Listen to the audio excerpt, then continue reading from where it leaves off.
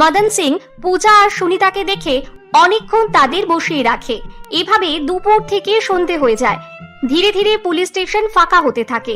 পূজা এই দেখে তার মা সুনিতাকে বলে, আমরা যে কমপ্লেন লেখাতে এসেছি মনে হয় দারোগা বাবু ভুলে গেছেন, একবার ভেতরে গিয়ে আমি দেখে আসবো। হ্যাঁ মা, যা, দারোগা বাবুর সঙ্গে কথা বলে আয়। পূজা মায়ের কথা শুনে পুলিশ স্টেশনের ভেতরে যায়। দারোগা মদন সিং পূজাকে একা আসতে দেখে বলে, আরে আরে এসো, আমি তো এতক্ষণ তোমারই অপেক্ষায় ছিলাম। বলো তোমার কি সমস্যা?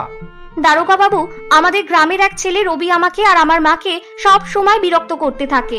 আজও আমার সঙ্গে খুব দুর্ব্যবহার করেছে। ওই রবির এত বড় স্পর্ধা, আমার এলাকায়ও সুন্দর মেয়েদের বিরক্ত করে।